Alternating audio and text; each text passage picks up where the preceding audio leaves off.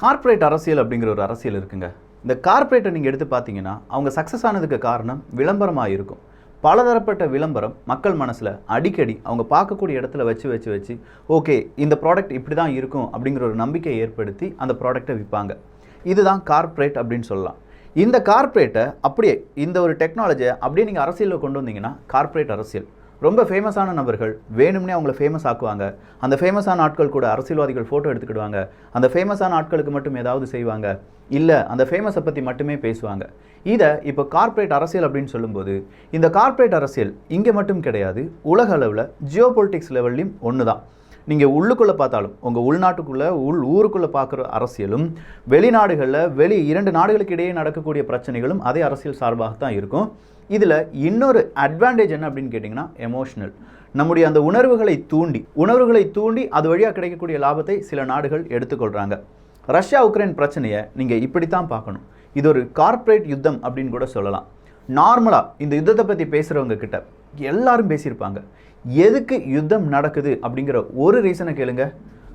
அங்கே யுத்தம் நடக்குது, மனிதர்கள் கொல்லப்படுகிறார்கள், நான் உக்ரைனுக்கு ஆதரவாக இருக்கேன்.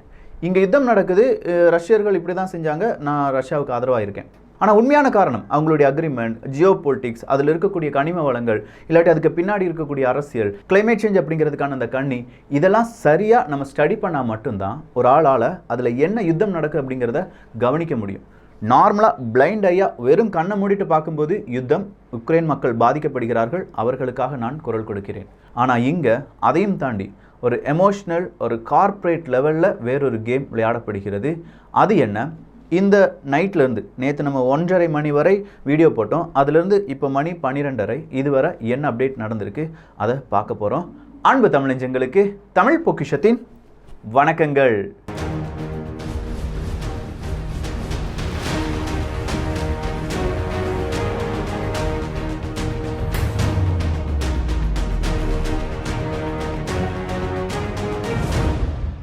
நான் முதலே சொன்னேன், இந்த ஒரு யுத்தத்தால் கச்சா எண்ணெய் அப்படிங்கிறது ரொம்ப கூடுதலாக இருக்கும். ஏன்னா கச்சா எண்ணெய் ரஷ்யாவை நம்பி நிறைய நாடுகள் இருந்தாங்க. இன்னைக்கு பேரல் விலை எவ்வளவு அப்படின்னு கேட்டிங்கன்னா $111 ஒரு பேரலுடைய விலை. 2014க்கு பிறகு விலையேற்றம் அப்படிங்கிறது இப்போ தான் ரொம்ப கூடுதலாக வந்துட்டுருக்கு அப்படிங்கிறது ஒரு அறிவிப்பாக இருக்கிறது. அதே மாதிரி ஜோ பைடன் அவர்கள் நாங்கள் ஜெலன்ஸ்கிக்காக இருக்கோம், ஜெலன்ஸ்கி நடத்தக்கூடிய உக்ரைனுக்காக இருக்கோம் அப்படின்னு சொல்கிறதும், உக்ரைனுடைய அந்த ஆதரவாளர்களுக்கு நாங்கள் ஸ்டாண்டிங் ஒவேஷன் கொடுக்குறோம் அப்படின்னு சொல்லி ரஷ்யாவினுடைய பாராளுமன்றத்தில் பெரிய ஒரு கைத்தட்டல் கொடுத்தது. நேற்று ஐரோப்பிய பாராளுமன்றத்தில் ஸ்டாண்டிங் ஒவேஷன் அப்படின்னு சொல்லி பெரிய ஒரு பாராட்டை கொடுத்தது. இந்த மாதிரி மீடியா இல்லாட்டி இந்த மாதிரி நியூஸ் அடிக்கடி உங்களால் கேட்க முடியுது. ஆனால் ரஷ்யாவினுடைய ஒரு 2 நாடு யுத்தம் போடுறாங்க. இதில் எந்த நாடு பிரச்சனை இருக்குது, யாருக்கு அதிகமான நன்மைகள் இருக்குது, தீமைகள் இருக்குது அப்படிங்கிறதுக்கு 2 நாடுகளையும் பேச்சுவார்த்தையில் நடத்தி இல்லை 2 நாடுகளுடைய அந்த நியாயத்தை பேச வேண்டும். ஆனால் ரஷ்யாவை அங்கே ஃபுல்லாக சைலண்ட் பண்ணிட்டாங்க, மியூட் பண்ணிட்டாங்க. நல்லா கவனிச்சிங்கன்னா தெரியும், ரஷ்யாவினுடைய மீடியாஸுக்கு இங்கே பேன் கொடுக்கப்பட்டிருக்கிறது. நம்ம நார்மலாக தேடக்கூடிய Facebook, Twitter, Google play store, இப்போ ஆப்பிள் ப்ளே ஸ்டோர் அப்படின்னு சொல்லி ஒட்டுமொத்தமாக ரஷ்யாவினுடைய வாய்ஸ் வெளியில் வரக்கூடாது அப்படிங்கிறதுக்காக ரஷ்யாவினுடைய நியூஸ் மீடியா எல்லாம் பேன் செய்யப்பட்டிருக்கிறது. நார்மலாக நீங்களே சிந்திச்சு பாருங்கள், இது கரெக்டாக தப்பா? எங்கேயோ ஒரு தப்பு நடக்கிற மாதிரி தோணுதா? ஸோ அவங்க பக்கம் இருக்கக்கூடிய நியாயத்தை சொல்கிறதுக்கான மீடியா ஏதாவது இருக்கா? நாளைக்கு இந்தியாவுக்கும் இந்த ஒரு நிலைமை தான். மேற்குலக நாடை எதிர்த்து நம்ம ஏதாவது பேசணும் செஞ்சோம்னா இந்தியாவையும் அவங்க என்ன செஞ்சிருவாங்க, சைலண்ட் மோடில் போட்டுருவாங்க. யாரும் இந்தியாவை பற்றி எதுவுமே தெரியாத அளவுக்கு அவங்க அதை மாற்றிடுவாங்க. கரெக்டாக இதை பாரிஸ் ஜான்சன் அவர்கள் நேற்று சொன்னார். என்ன தெரியுமா? ரஷ்யாவினுடைய அதிபர் புட்டின் 2 விஷயத்தை மிஸ்கால்குலேட் பண்ணிட்டாரு.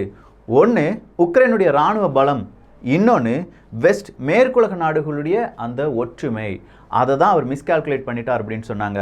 உக்ரைனுடைய இராணுவ பலத்தை விட மேற்குலக நாடுகளுடைய அந்த ஒற்றுமை அப்படிங்கிறத மிஸ்கால்குலேட் பண்ணிட்டார் புட்டின் அவர்கள் மட்டும் கிடையாது, இங்கே வேறு எந்த நாடுகளாலும் இப்போ இருக்கிற சிச்சுவேஷனுக்கு மேற்குலக நாடுகளை எதிர்க்க முடியாது அப்படிங்கிறத அப்பட்டமாக காண்பித்து விட்டார்கள். இனி எல்லாரும் பயப்படுவாங்க. சீனாவிலிருந்து ரஷ்யா வர எப்படி இந்த நாடுகளை எதிர்க்க போகிறோம், ஈரான்லேருந்து அந்த பக்கம் இருக்கக்கூடிய வெனிசுலா வர, கியூபாவிலேருந்து அந்த பக்கம் இருக்கக்கூடிய வடகொரியா வர, எல்லாரும் மேற்குலகத்தை எதிர்த்த நாடுகளுக்கு இது மிகப்பெரிய ஒரு எச்சரிக்கையாக மாறி வருகிறது. ஸோ ஜோ பைடன் அவர்கள் என்ன தெரியுமா சொல்லிட்டாரு? ரஷ்யாவினுடைய விமானம் என்னுடைய வான்பரப்பை பயன்படுத்தக்கூடாது, எந்த விமானம் வேணுமானாலும் இருக்கட்டும் அப்படின்னு சொல்லிட்டாங்க. இப்போ நீங்கள் எடுத்து பார்த்தீங்கன்னா ஒலிம்பிக்லேருந்து ரஷ்யாவினுடைய டீம் நிராகரிக்கப்பட்டிருக்கிறது. யுத்தம் நடக்குது, யுத்தத்துக்கும் ஸ்போர்ட்ஸுக்கும் என்ன சம்பந்தம்? யாராவது கேட்டோமா? கேட்குற அளவுக்கு நியூஸ் ஏதாவது வெளியில் விட்டாங்களா? இல்லை யோசிக்க வச்சாங்களா? யோசிக்கவே விட மாட்டாங்க. நல்லா நீங்கள் கவனிச்சாதான் இதெல்லாம் புரியும். யுத்தத்துக்கும் ஸ்போர்ட்ஸுக்கும் என்னடா சம்பந்தம்? சரி, யுத்தத்துக்கும் இன்னொரு பக்கம் என்ன தெரியுமா சொல்கிறாங்க? எண்ணெய்க்கும் சம்பந்தம் இல்லை, OPEC+ நாடுகள் நாங்கள் எண்ணெய் கொடுக்கறதுக்கு தயாராக இருக்கோம் அப்படின்னு சொல்கிறாங்க.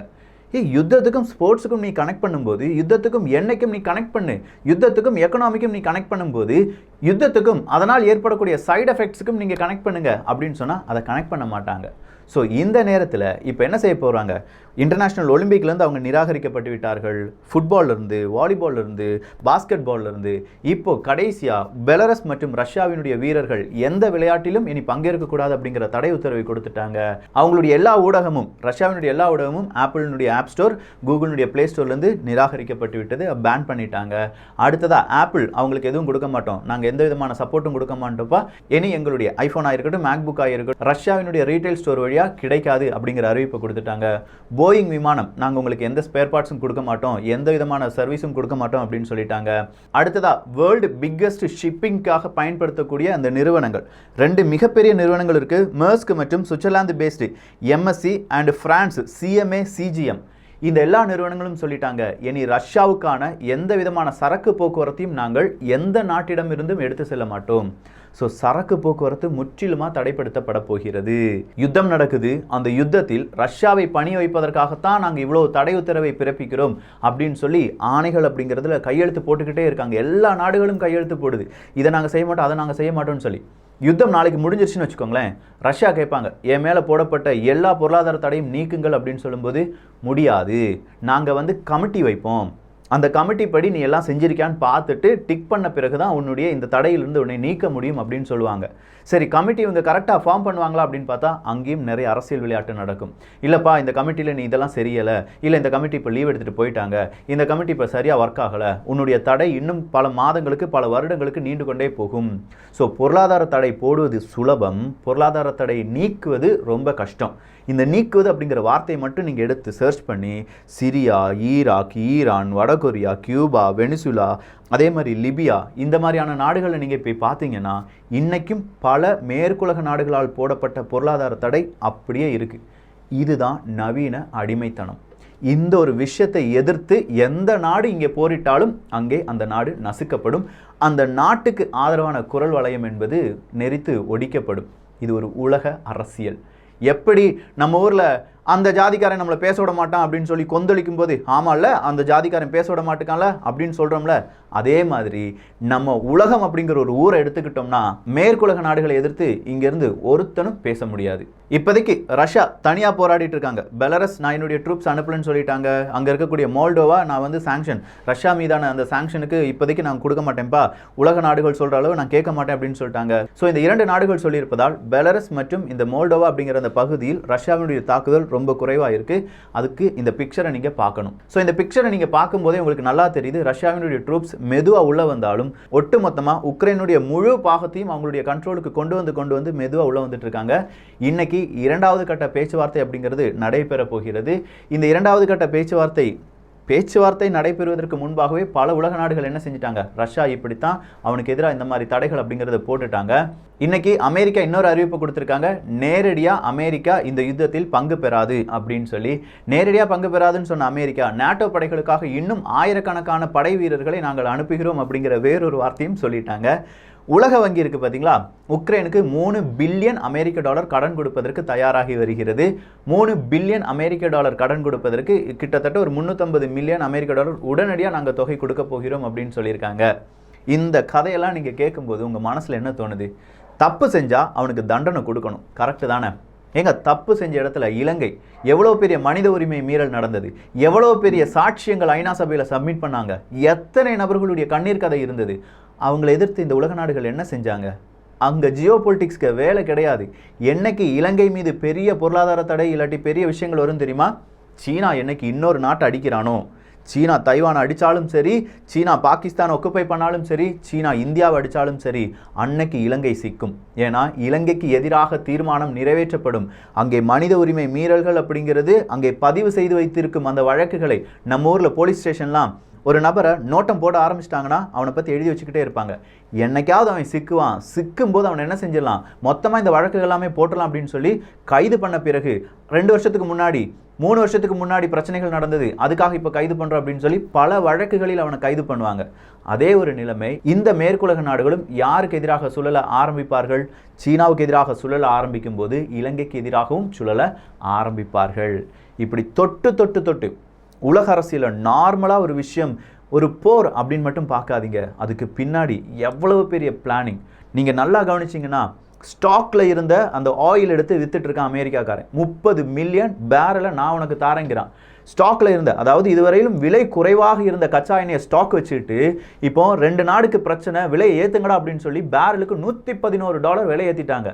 ஒரு 1.5 வருஷத்துக்கு முன்னாடி கொரோனா வந்துருச்சு, கச்சா எண்ணெய் வாங்குறதுக்கு யாருமே இல்லை, பேரல்லாம் ஸ்டாக் இருக்கு, மைனஸில் விலை போச்சு. அதாவது பேரலை வாங்குறவங்க பைசா கொடுக்க வேண்டாம், பேரலை நான் கொண்டு போறேன்னு சொல்றவங்களுக்கு பைசா கொடுத்து பேரலையும் கொடுத்து விடுவாங்க, கச்சா எண்ணெயும் கொடுத்து விடுவாங்க. அந்த மாதிரி சில சிச்சுவேஷன்ஸ் எல்லாமே இருந்துச்சு. ஏன்னா ஸ்டாக் வைக்கிறதுக்கு இடம் கிடையாது. ஸோ அப்படி வாங்கி குவிக்கப்பட்ட பேரல் இன்னைக்கு $111 விற்பனை ஆகிறது. நிறைய ஆயுதங்களை செஞ்சு வச்சிருப்பாங்க, நிறைய ஆயுதங்களை அவங்க யூஸ் பண்ணியிருப்பாங்க. அந்த ஆயுதங்களை எங்கேயாவது கொண்டு என்ன செய்யணும்? டம்ப் பண்ணணும். ஒரு போர், உக்ரைனுக்கு நாங்கள் ஆயுதங்களை கொடுக்கிறோம் அப்படின்னு சொல்லி பல உலக நாடுகள் ஆயுதங்களை கொடுத்தார்கள். அது எதுவும் புதிய ஆயுதங்களாக இருக்க வாய்ப்பு கிடையாது. நீங்கள் வேணா ஹிஸ்ட்ரி எடுத்து பாருங்க. எஸ்தோனியா என்ன தெரியுமா கேட்டாங்க? அவங்களுடைய ஹாவிட்சர்ஸ் அப்படிங்கிறத கொடுக்கணும் அப்படின்னு சொன்னாங்க. அந்த ஹாவிட்சர்ஸ் எஸ்தோனியா பயன்படுத்தியது. அமெரிக்கா கொடுக்கக்கூடிய ஆயுதங்கள் நாங்கள் பயன்படுத்தினது தான் நல்லபடியாக இருக்குது, நீ வேணா இதை வச்சுக்கோப்பா அப்படின்னு சொல்லி அங்கே டம்ப் பண்ணுவாங்க. ஸோ அவங்க கிட்ட விலை குறைவாக வாங்கப்பட்ட கச்சா எண்ணெய் இன்னைக்கு உலக மார்க்கெட்டில் ரொம்ப பெரிய ஹியூஜ் அமௌண்ட்டுக்கு விற்கப்படுகிறது. அவங்க கிட்ட வேண்டாம இருந்த அந்த ஆயுதங்கள் இன்னைக்கு விலை பெரிய அளவில் விற்கப்படுகிறது. கடனுக்கு இன்னைக்கு உக்ரைனுக்கு பணம் அப்படிங்கிறது கொடுக்கப்படுகிறது. வேர்ல்டு பேங்க் வர கடனுக்கு பணத்தை கொடுத்துட்டு இருக்காங்க. இதுக்கு பின்னாடி அவங்க சொல்ற குற்றம் ரஷ்யா செய்தது அப்படின்னு சொல்லி. இங்கே ரஷ்யா குற்றம் செய்திருக்கிறதுனா இல்லைன்னு சொல்லலை, ஆனால் ரஷ்யா மட்டும்தான் குற்றம் செய்கிறதா அப்படிங்கிறத 1க்கு 10 முறை யோசிச்சு பாருங்க. இதுக்கு பின்னாடி இருக்கிற அந்த உலக அரசியல் உங்களுக்கே புரிய வரும். இன்னும் பல அப்டேட்ஸுடன் தமிழ் பொக்கிஷம் வந்து கொண்டே இருக்கும். சப்ஸ்கிரைப் பண்ணிக்கோங்க. அதில் இருக்கக்கூடிய சில விஷயங்கள், அதாவது நார்மல் ஹியூமன் பீயிங் இப்படி யோசிச்சா இவ்வளோதான் தோணும், ஆனால் இன்னும் கொஞ்சம் ஆழமாக யோசிச்சா இப்படித்தான் இருக்கும் அப்படிங்கிறது உங்களுக்கு தோணும். அதை உங்கள் குழந்தைகளுக்கு சொல்லிக் கொடுங்கள். நேட்டோ படைனா என்ன, நேட்டோ படை வந்ததன் விளைவாக என்னெல்லாம் நடந்திருக்கு, அதனால் என்ன நன்மைகள் நடந்திருக்கு அப்படிங்கிறத உங்களுடைய குழந்தைகளிடம் கொஞ்சமாக விவரிக்க சொன்னீங்கன்னா, அவங்க ஹிஸ்டரியை தேடி போனாங்கன்னா உண்மைகள் பல வெளியுலகத்திற்கு வருவதற்கான வாய்ப்புகள் இருக்குது. நேட்டோ படைனா என்னன்னு மட்டும் படிக்க சொல்லாதீங்க, ஏன் உருவாக்கப்பட்டது, எதற்காக உருவாக்கப்பட்டது அப்படின்னு சொல்லி ஆழமான விஷயத்தை, வரலாறை தேடி படிக்க சொல்லுங்கள். இந்த ஒரு காணொலி பற்றி உங்களுடைய கருத்துக்கள் இங்கே வரவேற்கப்படுகின்றன. எல்லோரும் தமிழ் பொக்கிஷத்தில் இணைந்திருங்கள். நல்லதை பகிர்ந்து நல்ல சமுதாயத்தை உருவாக்குவோம். நன்றி, வணக்கம்.